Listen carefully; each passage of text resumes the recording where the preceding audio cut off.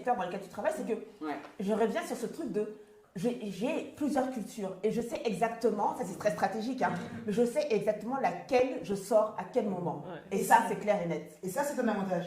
Complètement. C'est un avantage de savoir s'adapter. C'est un avantage. Même si on pleure un peu, c'est un avantage. Non, mais moi, je rejoins complètement Joël sur la partie de j'ai plusieurs cultures et je sais quand sortir celle qui m'avantage à quel moment. Moi, je dirais que l'avantage pour moi, du moins aujourd'hui, d'être une femme noire, c'est d'avoir su rebondir, d'avoir su m'adapter à des situations.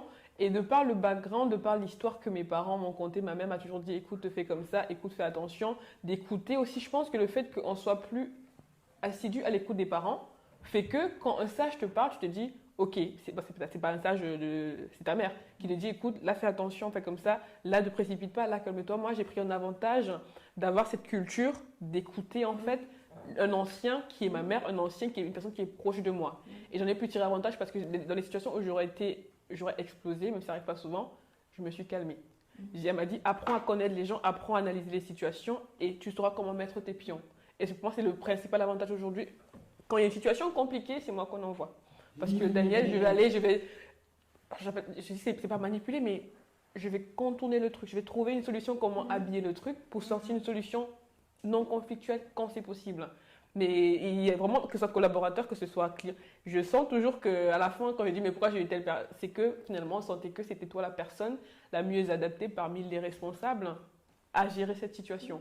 Mais parce que je sais qu'on va dire ah non, mais toi, tu te fâches pas trop, mais toi, tu n'es pas dans le. Toi, tu es un peu dans l'affect, toi, tu sauras comment lui parler, tu sauras que machin. On ne me le dit pas comme ça, mais avec le recul, quand je dis mais pourquoi? Ah oui, mais vous savez, vous, machin. Je dis ok, mais c'est pour moi aujourd'hui, c'est un avantage de dire cette culture que j'ai en tant que femme noire. Je prends ça comme une force. Et pour l'entreprise, c'est aussi une force parce que si je gère bien les situations conflictuelles, si je gère bien une petite tension, ils sont forcément gagnants.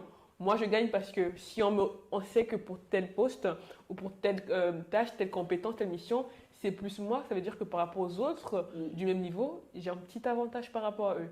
Ça, on peut le jouer aussi en entretien, je peux demander une augmentation parce que vous savez, voilà, exactement. Mais c'est des petits trucs qu'on dit, on réussit à tirer son épingle des situations qu'on peut dire il n'y a pas que du négatif en fait dans le fait d'être les cheveux machin, il y a aussi du positif à être une femme noire dans une entreprise, que ce soit pour eux, que ce soit pour nous, il faut juste savoir comment jouer ses cartes en fait. Il y a toujours un avantage à ce qu'une entreprise te prenne toi, quelle que soit ta couleur. C'est du business. Voilà. Il y a toujours un avantage à ce qu'elle te prenne toi, parce que quand tu parles, je t'entends parler, je te trouve tellement posé, tellement calme, tellement. Ça donne, hein, on a envie d'écouter. On est en live. Non, mais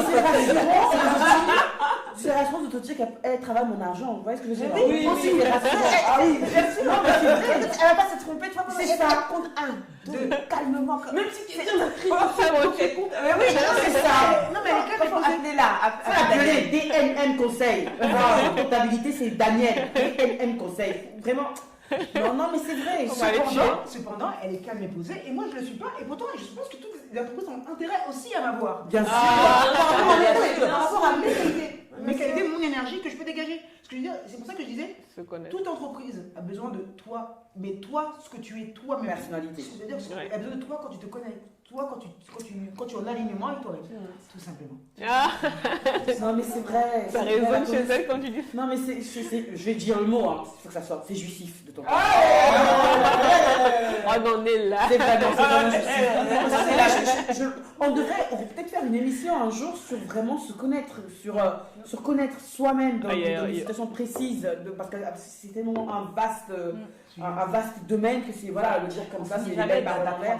On ne finit jamais. Moi, j'adore faire ce voyage-là et se parler à la Nabla qui était il y a 10 ans, il y a 5 ans. C'est incroyable et de se projeter dans 5 ans aussi. C'est important et ça permet d'avoir le calme olympien et la force tranquille de Daniel, parce que franchement, ça, c'est jouissif. C'est vraiment juste. J'ai des spams de. Spams.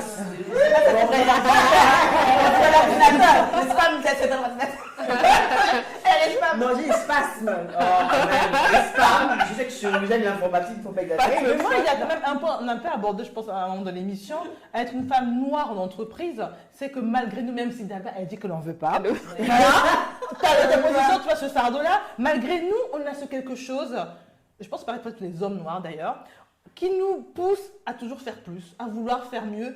Hormis, c'était toi qui parlais de la jeune femme qui absolument n'était pas, non c'était toi Joël, c'était pas l'affaire parce que voilà, c'était pas impliqué. Bon, il y en a aussi, mais quand même pour la majorité d'entre nous, moi je vois dans mon entourage, des personnes qui ont des postes, vraiment des bons postes et tout, on a toujours ce souci de faire plus, de faire mieux, la conscience. Voilà, la conscience professionnelle, d'avoir ce côté vraiment carré de l'excellence, de viser l'excellence, parce que cette culture dont nos parents nous disent, tu bosses, tu vas, tu montes, sans forcément avoir le côté pour les autres, pour les noirs. Mais effectivement, j'adore d'ailleurs dans la série Scandale, c'est ma série préférée, où justement l'actrice principale, son père lui disait, toi tu dois faire 2 fois plus. Ouais, ça fait 2 fois. Voilà. C'est la moitié en tout cas, genre, tu fais 2 fois plus. Je pense qu'on sommes beaucoup à l'avoir en se disant, je veux, pas forcément pour les autres, déjà à moi-même, me prouver que, ok, je suis là, je compte. Et je pense que l'entreprise, il y en a beaucoup qui arrivent quand on dépasse effectivement les préjugés. On va pas se mentir, il y en a des préjugés. Quand on dépasse ça, on se rend compte que c'est une vraie force des entreprises d'avoir des femmes noires. Parce que déjà, les femmes, on sait qu'on est carré, hein, voilà. Mais en plus, être noir, tu te dis, allez, j'y vais, je balise mon terrain, compétence à bloc, je fais mon travail et ça paie ses fruits.